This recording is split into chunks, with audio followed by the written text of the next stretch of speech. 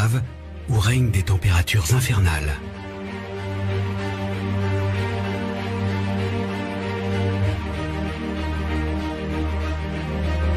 Des horizons où les soleils se couchent deux par deux.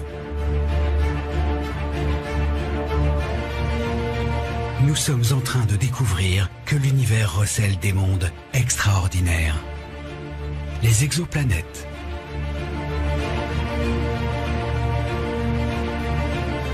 Des planètes qui tournent autour d'autres étoiles que notre Soleil.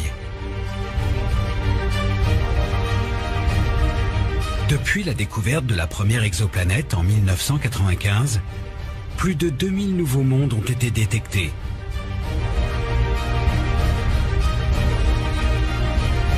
Parmi eux, certains pourraient ressembler à notre Terre et peut-être abriter une forme de vie. Pour comprendre ce qui se passe à la surface de ces exoplanètes, pour savoir si ces mondes peuvent être habités, les astronomes scrutent le ciel avec les meilleurs télescopes. Aux États-Unis, en Europe, au Chili et jusque dans l'espace.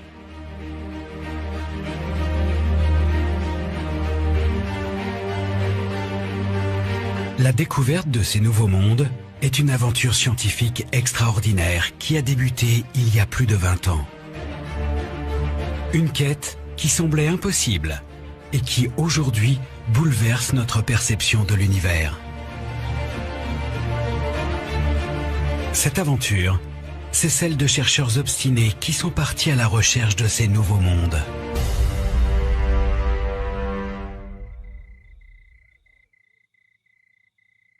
Michel Mayor est l'un des pionniers de cette aventure. C'est cet astronome suisse qui, en 1995, a découvert la première exoplanète en observant les étoiles.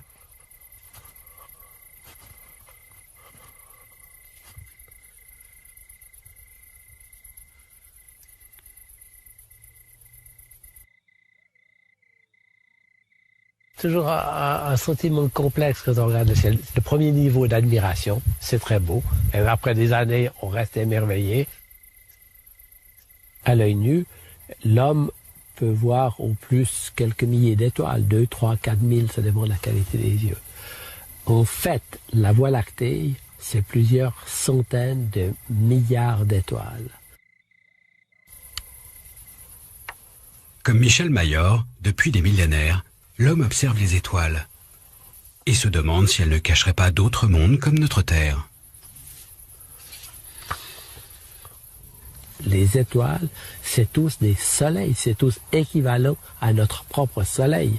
Notre soleil est plus brillant parce qu'il est plus proche, c'est tout. Imaginez quand vous regardez le ciel, vous voyez tous ces soleils et vous vous posez la question, est-ce qu'il existe des planètes comme autour de notre Soleil, qui tourne autour de toutes ces étoiles.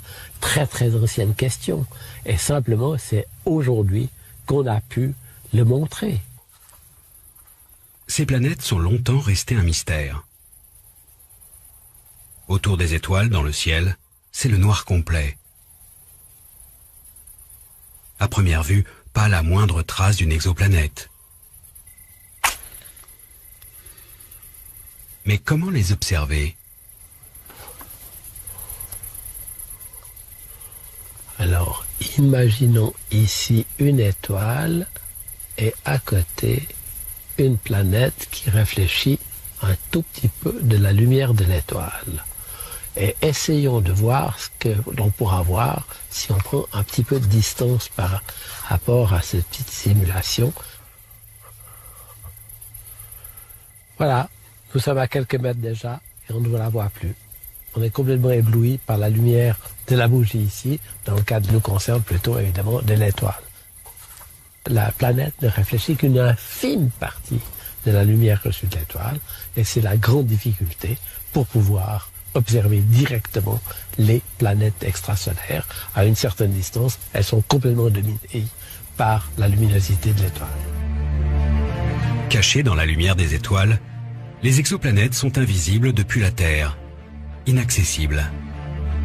Leur quête semblait donc complètement insensée il y a encore 30 ans. Pourquoi perdre son temps à chercher des astres que l'on ne peut pas voir? Et pourtant, dans les années 80, quelques chercheurs obstinés vont décider coûte que coûte de partir à la recherche de ces mondes invisibles.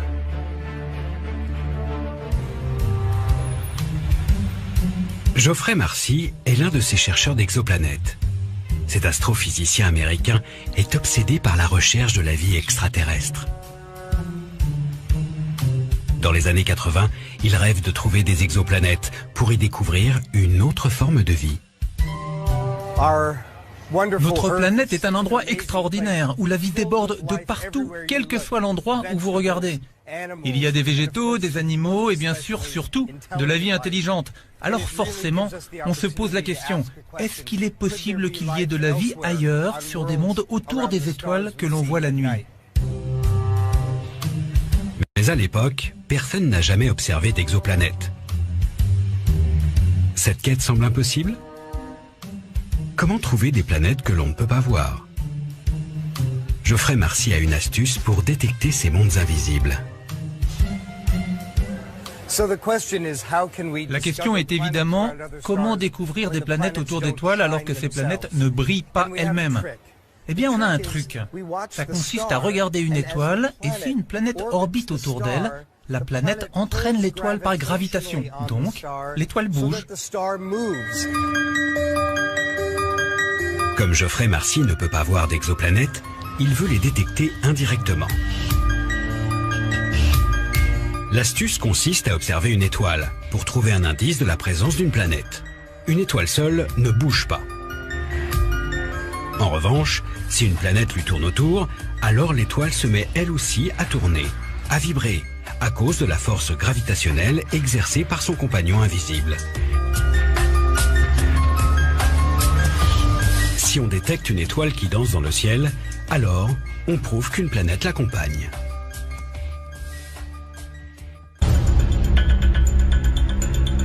Geoffrey Marcy installe sur un télescope vers San Francisco un spectrographe, un instrument qui permet de mesurer ce phénomène. Dans les années 90, il passe ses nuits à scruter le mouvement des étoiles à la recherche d'une exoplanète. Mais à l'époque, ses collègues ne le prennent pas au sérieux. Quand je disais aux gens que j'étais en train de développer une technique pour trouver des planètes qui tournent autour d'autres étoiles, les gens étaient vraiment gênés. Ils regardaient leurs chaussures et disaient « Oh, tiens, il fait beau aujourd'hui, hein, n'est-ce pas ?» Ils étaient embarrassés pour moi, parce qu'ils pensaient que ma carrière était finie.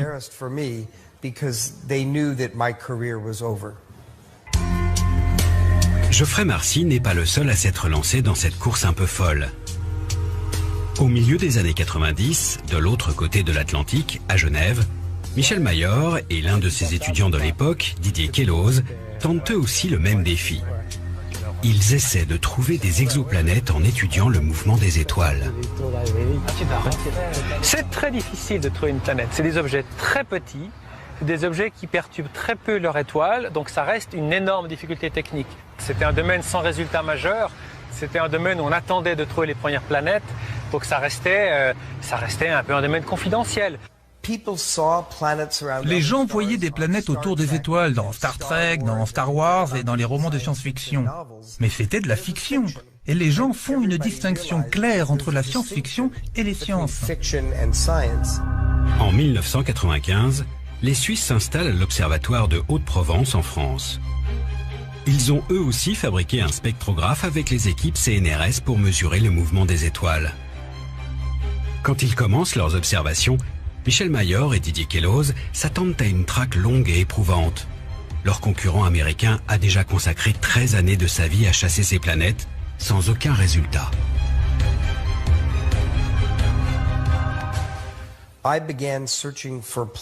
J'ai commencé à chercher des exoplanètes en 1983. J'ai travaillé tous les jours, les week-ends. J'ai travaillé le soir jusqu'à minuit, toutes les nuits, à essayer de développer la technique, l'optique, les logiciels. Mais je n'ai eu aucun résultat. Les Suisses, de leur côté, ont aussi passé plusieurs années à développer leur spectrographe. Mais quelques semaines après avoir débuté les observations, Didier Queloz a du mal à croire les données de leur instrument. Surprise, une de ces étoiles, dans la constellation de Pégase, 51 Pégase, montre une variabilité. C'était complètement inattendu et c'était presque, je dirais, suspect. Donc la première réaction est de penser qu'il y a une erreur quelque part. Une étoile semble danser dans le ciel, ce qui veut dire qu'un objet lui tourne autour. Cela paraît tellement incroyable que les Suisses gardent le secret de leur découverte avant de refaire leurs mesures 6 mois plus tard. Et c'est à ce moment-là qu'avec Didier, on se permet quelques folies de trinquer avec du champagne et avec quelques gâteaux. La clairette de Die. La clairette de Die, exactement. Parce qu'à ce moment-là, on se dit, oui, on n'y échappe pas, c'est une planète. L'étoile qu'ils observent se situe dans la constellation de Pégase, à plus de 50 années-lumière de notre système solaire. Autour de cette étoile, 51 Pégasi B, la planète qu'ils découvrent, ne serait pas comparable à la Terre. Ce serait une boule de gaz géante, très proche de son Soleil, et dont les années ne dureraient que 4 jours. C'est facile à s'imaginer. Vous imaginez Jupiter un peu plus petit parce que la masse est à peu près la moitié. Simplement, elle est tellement près de l'étoile, 8 fois le diamètre de l'étoile, que la température à la surface est absolument gigantesque. On est bien d'accord, il n'est pas question qu'il y ait de la vie sur une telle planète, comme une planète géante gazeuse et en plus à des températures terrifiantes. Cette planète serait tellement extraordinaire que selon les théories de l'époque, elle ne devrait pas exister. Elle est beaucoup trop proche de son étoile. Dans notre système solaire, les planètes sont bien ordonnées. À proximité du Soleil, les petites planètes rocheuses. Mercure, Vénus, la Terre et Mars. Et beaucoup plus loin, les planètes géantes gazeuses. Jupiter, Saturne, Uranus et Neptune. La planète de Michel Mayor et Didier Queloz ressemblerait à Jupiter. Mais le problème, c'est qu'elle bouscule cet ordre bien établi. Elle se trouve juste à côté de son étoile. C'est pour cela que la découverte de 51 Pégasi B était si surprenante. Comment était-il possible, avec la connaissance de notre système solaire et une théorie qui disait clairement que les Jupiters naissaient loin de leur étoile, que 51 Pégasi se trouvaient ici? C'était fou, ça n'avait aucun sens. Cela semblait même défier les lois de la physique. Mais en fait, non. Une des conséquences majeures de cette découverte, c'est de montrer qu'il faut tenir compte d'un ingrédient physique majeur, qui est le fait que les planètes naissent loin et après peuvent migrer et se rapprocher des étoiles. Voilà, c'est en ça que 51 Pégase secouait nos connaissances relatives à la formation des planètes.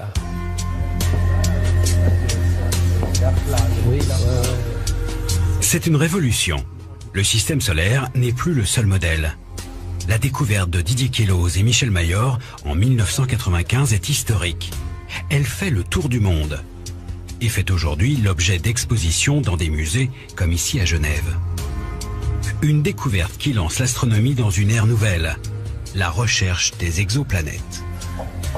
Oui, ça comment dire. Là, un vieux compagnon. Oui, c'est une planète qui a perturbé notre vie. Hein. Oh, la découverte, elle ne s'est pas faite en un jour, mais oui, absolument, c'est une planète emblématique parce que c'est le début d'une longue série de longues découvertes d'autres exoplanètes.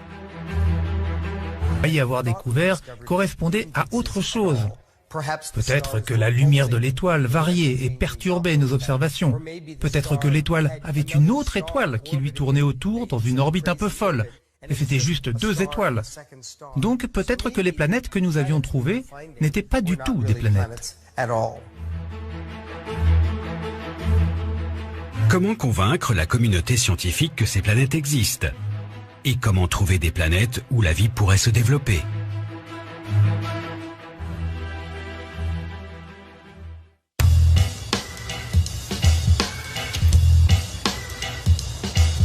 En En 1999, un jeune étudiant canadien de 25 ans, David Charbonneau, s'intéresse à une technique d'observation qui va révolutionner la recherche d'exoplanètes. Voilà un soleil, et le soleil a une planète. Un transit, c'est vraiment très simple. À chaque fois que la planète passe devant son étoile, cela cache un peu la lumière. Et donc, pendant ce petit laps de temps, on voit l'étoile qui devient un peu moins brillante.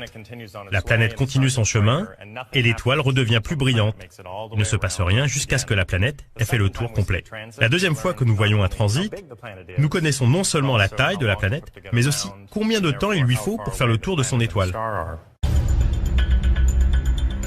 David Charbonneau veut donc observer un transit. Une baisse de luminosité d'une étoile due au passage d'une planète. Et en 1999, justement, Michel Mayor vient de détecter une nouvelle exoplanète autour d'une étoile, qui répond au doux nom de HD 209 458. D'après ses observations, la planète passe devant son Soleil tous les 3 jours et demi. C'est vers cette étoile que David Charbonneau va pointer son télescope.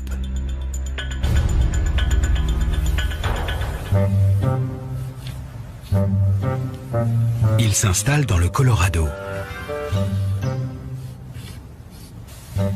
Et avec un petit télescope amateur, il étudie les infimes variations de lumière de l'étoile pendant une dizaine de jours.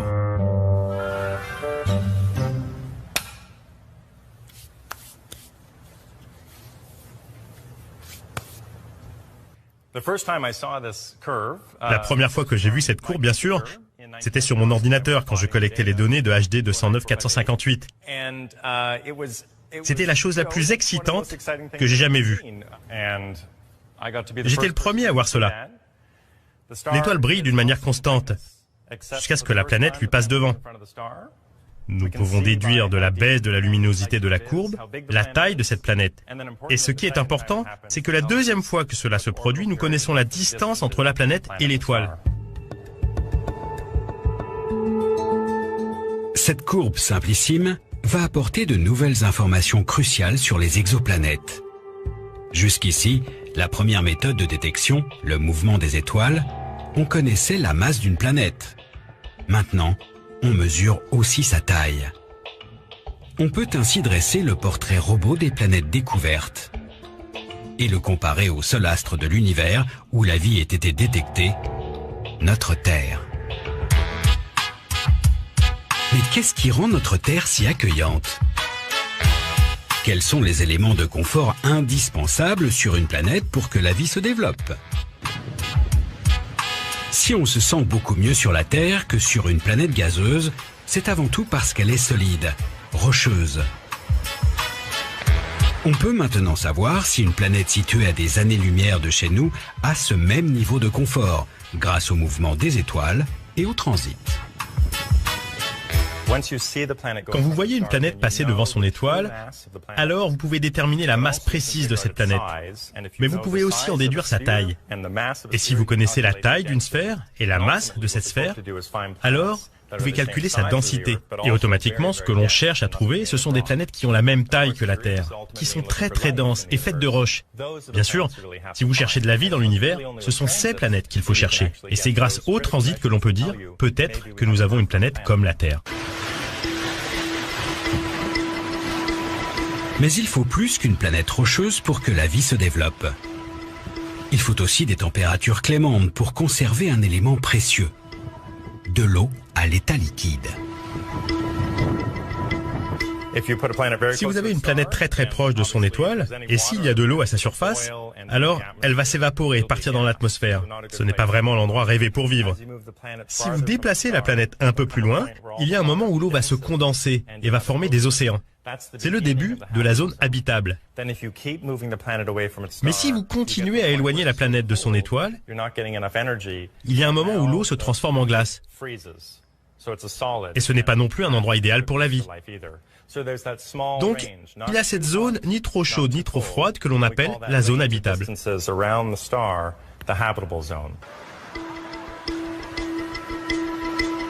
de la terre, de l'eau liquide. Mais il manque encore un élément indispensable à la vie, ce qui nous protège des rayons du soleil et nous permet de respirer, une atmosphère. Nous avons découvert avec beaucoup d'enthousiasme que si une planète passe devant son étoile, alors on peut utiliser la lumière de l'étoile comme un projecteur à travers l'atmosphère de la planète. Et on peut analyser cette lumière.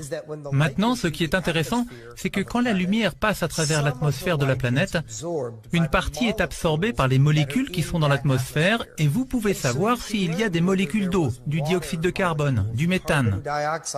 L'atmosphère et la vie à la surface sont intimement liées. En étudiant l'atmosphère, on peut en apprendre un peu plus sur la vie qui pourrait être à la surface.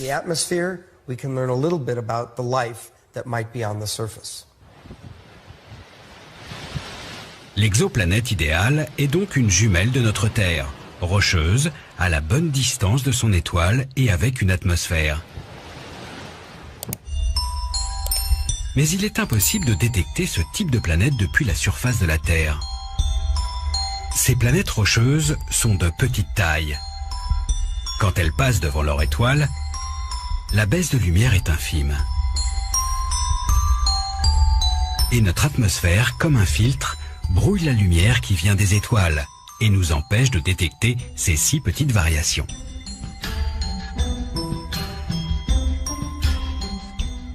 Jupiter, qui passe devant une étoile, cache à peu près 1% de la lumière.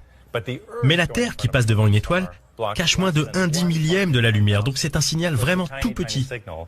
Vous avez besoin d'être au-dessus de l'atmosphère si vous voulez le voir.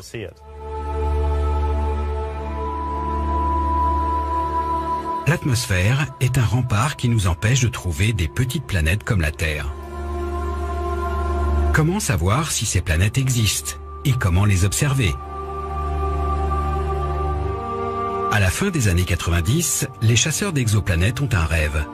Envoyer un télescope dans l'espace pour trouver enfin ce qu'ils cherchent, des mondes habitables.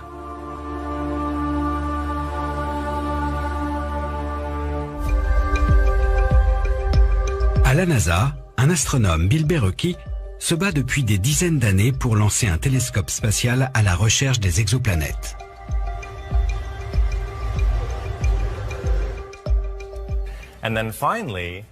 Et puis finalement, en 2000, juste après la découverte du transit de HD 209 458, sa proposition a été acceptée.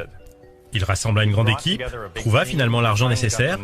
C'était un vaisseau spatial très compliqué, donc il a fallu 9 ans pour le construire, et finalement, il fut prêt pour le décollage en mars 2009. T-10, 9, 8, 7, 6, 5, 4, 3, Après toutes ces années d'attente, enfin, le 7 mars 2009, une fusée Delta II décolle de la base de lancement de Cap Canaveral en Floride. À son bord, le télescope spatial Kepler, un super chasseur d'exoplanètes qui emporte avec lui tous les espoirs des astronomes. Ça m'a donné la chair de poule. La fusée s'élevait, 5, 4, 3, 2 et 1, et elle partait dans le ciel. Je n'arrivais pas à croire qu'elle continuait à monter toujours plus haut, jusqu'à ce qu'elle disparaisse. Je pensais peut-être qu'elle allait exploser sur la base de lancement ou qu'elle allait tomber dans l'océan Atlantique.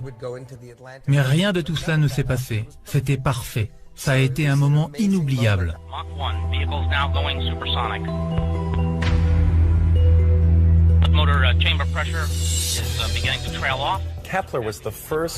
Avec Kepler, c'était la première fois dans l'histoire de l'humanité que les humains construisaient un instrument qui allait permettre de trouver une planète comme la Terre.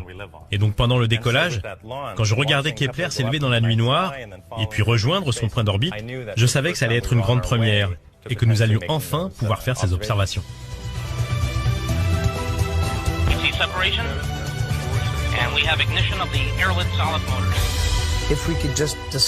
À l'époque, nous espérions juste trouver quelques planètes ressemblant à la Terre. Nous n'avions aucune idée de ce que nous allions découvrir. Avec Kepler, une nouvelle aventure commence, à la recherche des exoplanètes qui ressemblent à la Terre. Le télescope va filmer en continu pendant 4 ans 150 000 étoiles. et traquer les petites baisses de luminosité causées par le passage des planètes.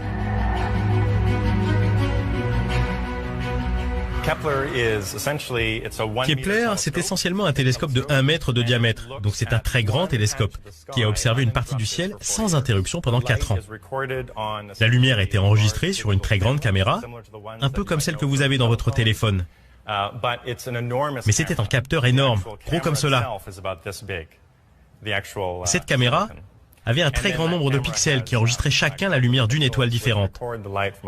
En fait, c'était une caméra si précise que Kepler ne pouvait pas renvoyer toutes les données. Nous devions choisir à l'avance quelles étoiles nous voulions observer.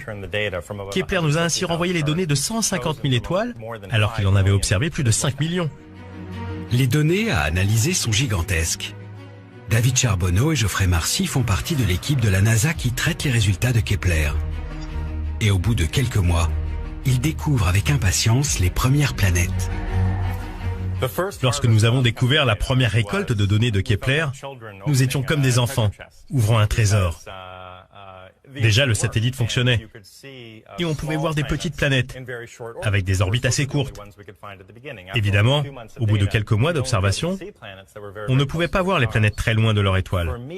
Mais pour moi, la première découverte vraiment renversante, c'était une étoile avec plusieurs planètes autour. Les astronomes s'émerveillent de planètes qui, comme dans notre système solaire, dansent autour de la même étoile. Mais Kepler a encore mieux à révéler. Nous étions en train d'étudier une étoile découverte par Kepler qui s'appelait Kepler 10. Une étoile dont la luminosité baissait à cause d'une planète, une très petite planète. Et on se demandait si cette planète était de gaz ou rocheuse.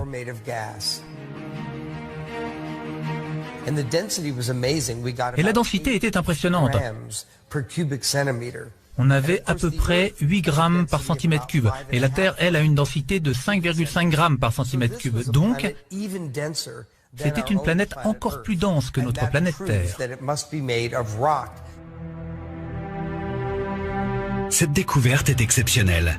Une planète rocheuse comme notre Terre. Mais la comparaison s'arrête là. Kepler 10b est un monde de lave où les températures ne descendent jamais en dessous des 1500 degrés. Impossible d'imaginer que la vie puisse se développer dans cette fournaise. Pour trouver des petites planètes à bonne température dans la zone habitable, il faut patienter. Ces exoplanètes sont plus loin de leur étoile. Il leur faut donc plusieurs mois, voire plusieurs années pour faire le tour complet de leur soleil. Depuis, Kepler a trouvé des planètes qui ressemblent encore plus à la Terre. Je dirais que pour moi, le système le plus passionnant, c'est Kepler 62. Il a 2 planètes intéressantes, l'une à l'extrémité de la zone habitable et une autre un peu plus loin. Elles font à peu près 1,5 fois la taille de la Terre, sont un peu plus grosses, mais probablement rocheuses et peut-être avec des océans. Kepler a donc réussi sa mission. Il a découvert des planètes comme notre Terre. Il est encore impossible de connaître leur atmosphère et de savoir si de la vie s'est développée à leur surface. Ces planètes sont trop petites et trop lointaines pour faire ces analyses. Mais elles pourraient bien être des jumelles parfaites de notre Terre. Pour ces planètes, on connaît leur taille, on connaît leur température, mais on ne sait pas avec certitude si elles ont des océans. Pour moi, c'est très excitant de se dire, peut-être que sur cette planète, il y a de la vie. Quelles sont les prochaines expériences à faire pour étudier ces planètes et savoir si elles ont des océans? Est-ce qu'il y a vraiment de la vie? Et si c'est le cas, sera-t-on capable d'étudier les différences ou les ressemblances avec la vie sur Terre? Les résultats de Kepler sont fascinants. En 4 ans d'observation, il a découvert plus de 1000 planètes avérées et 3000 qui restent à confirmer. Ce télescope a trouvé des mondes habitables en scrutant moins de 1% de notre ciel. Et donc on peut faire des statistiques avec ces planètes. Et les résultats sont impressionnants. Quand vous regardez le ciel la nuit, à peu près 1 étoile sur 5 a une planète de la taille de la Terre. Et avec des températures proches de celles de la Terre. Une étoile sur 5 a une planète qui ressemble à la nôtre.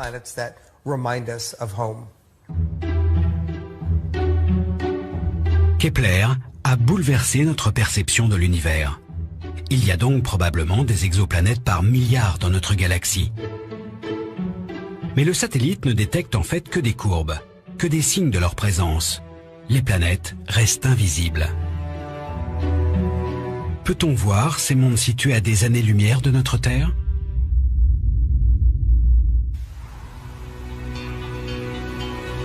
C'est la prouesse qu'a accomplie cette astrophysicienne Anne-Marie Lagrange. Elle a été l'une des premières à réussir ce qui semblait impossible, réaliser l'image d'une exoplanète. La plupart des méthodes qui ont fonctionné jusqu'à maintenant consistaient à trouver des indices de présence de planètes autour d'étoiles. Moi, mon objectif, c'est de voir ces planètes, de recueillir leur lumière et d'analyser cette lumière. Anne-Marie Lagrange a consacré sa vie à l'observation d'une étoile, Beta Pictoris, située à 63 années-lumière de notre Soleil. Et en 2008, elle a réalisé ce cliché. À première vue, rien de palpitant. Mais cette image est exceptionnelle. Au-dessus de l'étoile apparaît un petit point lumineux de quelques pixels. Une exoplanète. Il a fallu attendre 2008 pour qu'on trouve cette fameuse planète qui nous narguait finalement depuis 15 ans. Ces quelques petits pixels, il n'y en a pas beaucoup, qui sont brillants. En fait, ils sont très très importants parce qu'ils prouvent qu'on peut détecter des planètes en imagerie directe. Évidemment, ces images ne sont pas encore spectaculaires. Mais c'est un exploit de discerner les exoplanètes de la lumière de leur étoile. Comment Anne-Marie Lagrange réussit-elle à voir ces mondes jusqu'ici invisibles? Pour le comprendre, il faut se rendre à l'autre bout de notre planète, au nord du Chili. Au milieu du désert d'Atacama, l'endroit semble complètement dépourvu de vie. Dissimulée dans ce paysage lunaire, une base souterraine. C'est ici que vivent une centaine d'astronomes. S'ils viennent du monde entier dans ce désert, c'est pour utiliser les plus puissants instruments d'astronomie de la planète. Au-dessus de la base, sur le mont Paranal, à 2635 mètres d'altitude, se dressent 4 géants d'acier. 4 télescopes de l'Observatoire européen austral qui scrutent le ciel de l'hémisphère sud. C'est ici que travaille Julien Girard, un des collègues d'Anne-Marie Lagrange. On est là sur la plateforme de Paranal. C'est un des sites les plus privilégiés au monde pour l'observation astronomique. À vol d'oiseau, l'océan Pacifique est à 12 km seulement. Et il y a ce qu'on appelle une couche d'inversion. Les nuages sont confinés à la même altitude, vraiment au-dessus de la mer. Et donc c'est pour ça qu'on a choisi ce site pour observer. On est presque toujours au-dessus de cette mer de nuages, avec un ciel parfaitement clair. Un décor surnaturel qui offre plus de 350 nuits par an sans le moindre nuage au-dessus des télescopes. Des conditions idéales pour observer le ciel et chercher des exoplanètes. Au coucher du soleil, c'est une nouvelle nuit d'observation qui se prépare. Doucement, les télescopes commencent à s'animer. Des centaines de tonnes qui s'orientent avec 1000 précautions pour ne pas faire tomber le moindre grain de poussière sur le cœur du système. Un miroir parabolique de 8,20 mètres. C'est lui qui va capter la lumière des étoiles, les précieux photons qui ont traversé l'univers pour venir jusqu'à nous. Au pied de l'un des télescopes, une boîte noire guette les photons qui viennent des exoplanètes. C'est cet instrument qu'utilise Anne-Marie Lagrange pour réaliser des images des mondes invisibles. Ce qui se passe à l'intérieur de la boîte noire a été préparé ici, à Grenoble. Tout l'enjeu de la détection des planètes, c'est de contrôler la lumière qui arrive et de détecter les petits photons de lumière qui nous viennent des planètes. Dans ce laboratoire, tout se passe comme dans la boîte noire au Chili. Sauf qu'ici, c'est un rayon laser qui simule la lumière de l'étoile. Comment fonctionne cet instrument qui distingue la planète de son soleil? Alexis va tourner un bouton qui nous permettra de cacher cette étoile avec un masque focal.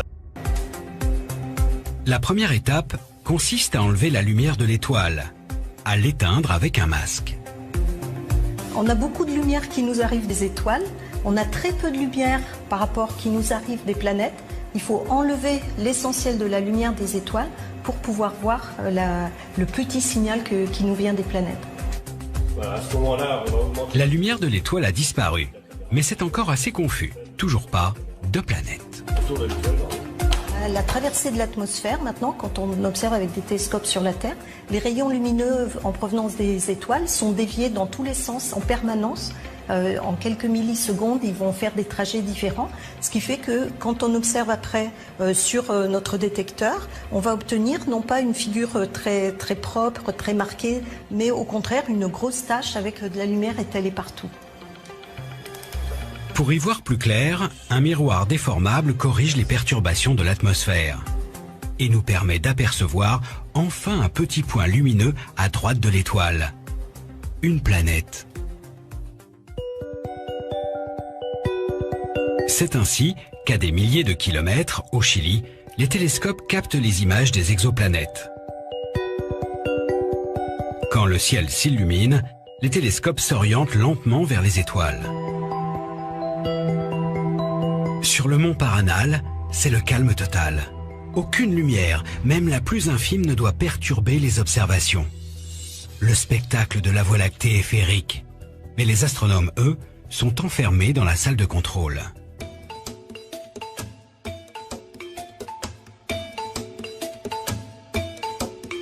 Derrière son ordinateur, Julien Girard observe en direct l'image fabriquée par l'instrument qui cache la lumière des étoiles.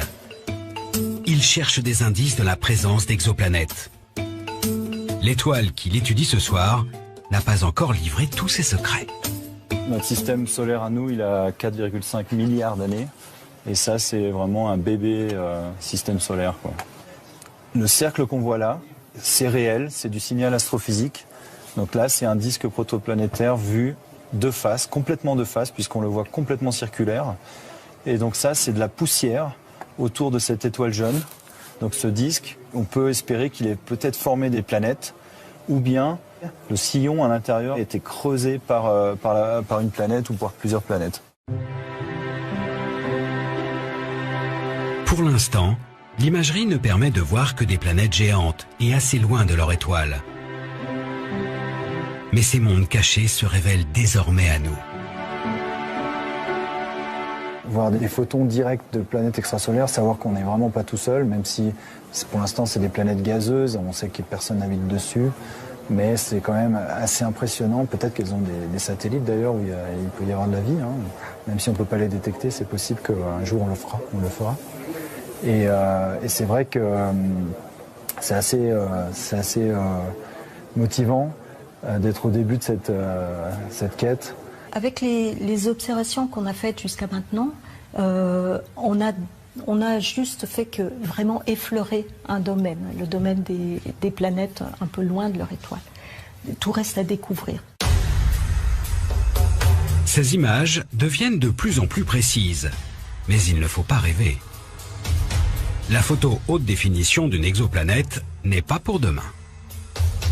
Comment alors savoir ce qui se passe à la surface de ces mondes si lointains? Comment imaginer leur climat?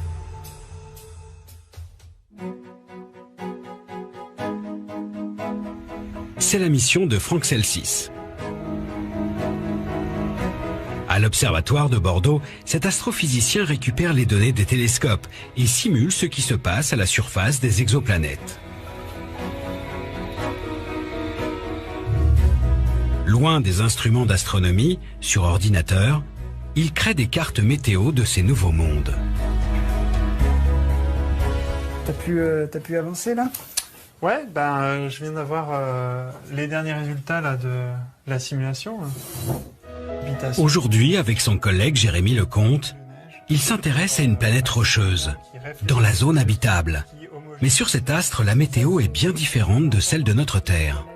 Cette planète Kepler 186f, on pense, on n'a pas pu l'observer, mais on en est convaincu, qu'elle présente toujours la même face à son étoile. De la même façon que la Lune présente toujours la même face à la Terre. Et ça a des conséquences climatiques assez dramatiques, puisqu'il y a tout un hémisphère de la planète qui ne voit jamais la lumière du Soleil. Alors justement, là on voit par exemple sur ce côté-là, on voit plutôt l'humidité. Donc humidité qui est très forte du côté jour, puisque c'est comme dans les tropiques, en fait, le Soleil évapore beaucoup d'eau. Et grâce à des ondes atmosphériques, et les vents transportent cette humidité du côté nuit, où on va avoir en fait de la précipitation sous forme de pluie, sous forme de neige. Les mondes que Franck étudie sont si surprenants qu'ils dépassent parfois les fantasmes les plus fous des récits de science-fiction. Les écrivains, les auteurs de science-fiction, ils se sont pas mis les mêmes contraintes que se mettent les scientifiques, et ils sont allés franchement dans cette exploration, que ce soit au cinéma, dans les livres, et ils ont parfois imaginé et décrit des configurations qu'on trouve effectivement. Dans la bibliothèque de Franck se cachent des mondes de science-fiction aujourd'hui bien réels.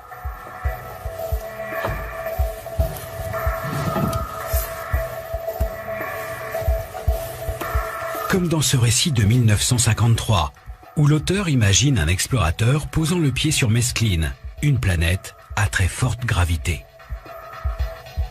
Lackland avait une masse d'environ 80 kg. Son scaphandre, un miracle de technique en son genre, pesait tout autant. Sur l'équateur de Mescline, donc, homme et scaphandre pesaient approximativement 425 kg. Il n'aurait pas pu faire un pas sans un ingénieux servomoteur dans les jambes.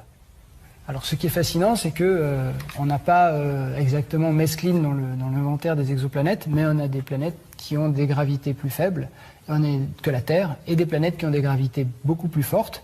Un des cas extrêmes, par exemple, est une planète qui s'appelle Kepler 10c. C'est une planète qui fait environ 2,3 fois le rayon de la Terre et qui pèse 17 fois plus. Et donc, sur cette planète-là, on a une gravité qui est environ 3 fois la gravité terrestre, c'est-à-dire que quelqu'un qui pèse 80 kg sur Terre va peser 240 kg sur cette planète-là. Les auteurs de science-fiction ont aussi souvent décrit des planètes océans, entièrement recouvertes d'eau. Et il y a une exoplanète qui s'appelle Gliese 1214b, qui a été découverte par David Charbonneau avec son projet Emers, et dont la masse et le rayon tentent à nous faire penser qu'on a là une planète océan, probablement sans continent et très très riche en eau. Est-ce que la vie peut trouver un chemin dans un monde comme ça? C'est une question que l'on se pose. La NASA a découvert une autre planète qui a fait rêver tous les fans de la saga Star Wars. Kepler 16b tourne autour de 2 étoiles. Comme la planète Tatooine, sur laquelle Luke Skywalker admire un double coucher de soleil.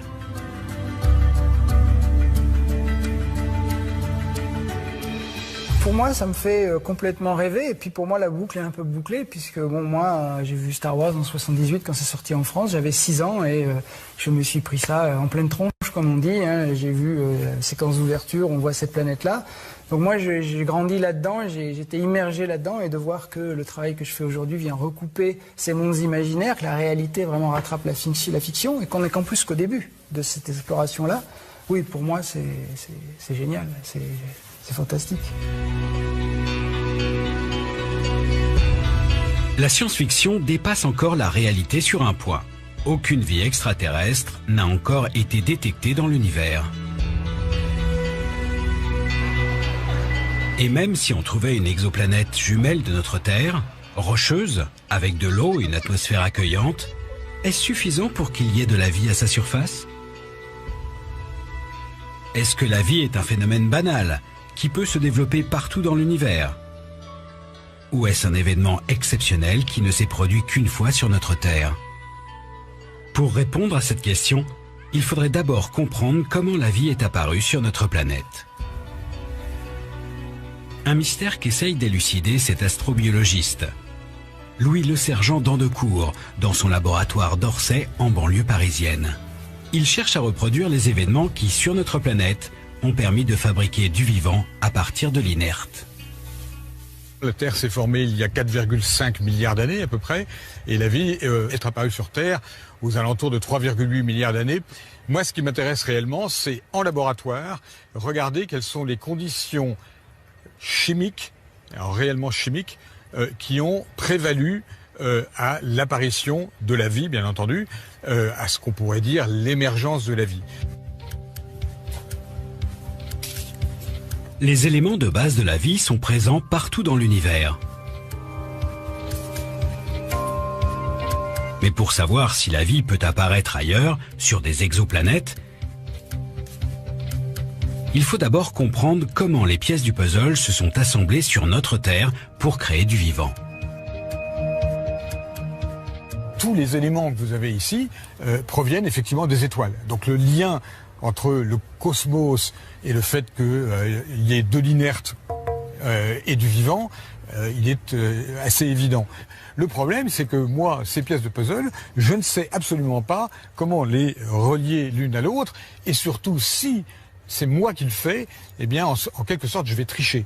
Et donc, il faut essayer de contourner ce problème en se disant comment est-ce que je veux pouvoir organiser la matière en intervenant dessus le moins possible, mais dans des conditions qui, d'une certaine manière, dupliquent ce qui s'est passé sur la Terre à ce moment-là.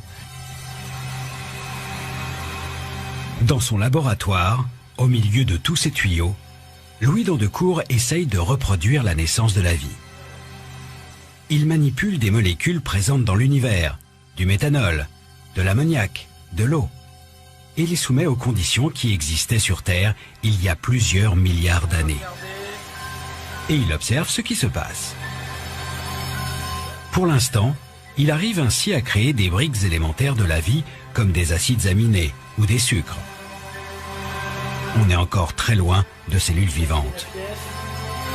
Mais pour cet astrobiologiste, résoudre le mystère de l'apparition de la vie est essentiel pour imaginer sur quelle exoplanète ce phénomène a pu se produire.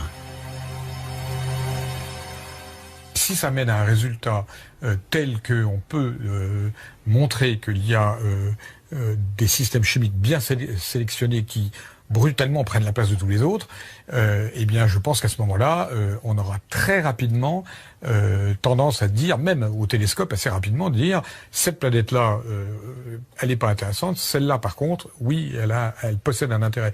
Et je pense que ça donne aux chercheurs d'exoplanètes, ça leur donnera une motivation extrêmement importante. La quête scientifique de la vie extraterrestre est lancée. Grâce aux recherches des astrobiologistes, grâce aux découvertes des chasseurs d'exoplanètes, nous pourrons peut-être un jour détecter d'autres mondes aussi fertiles que la Terre. De nouveaux instruments permettront bientôt de mieux observer les exoplanètes. En 2018, le James Webb Telescope s'envolera dans l'espace. Et sur Terre, en 2024, un télescope géant de 38 mètres de diamètre, l'Extremely Large Telescope au Chili, permettra de faire des images plus précises de ces mondes. Le champ d'exploration est inouï. 2000 exoplanètes ont été détectées aujourd'hui, mais il en reste des milliards à découvrir.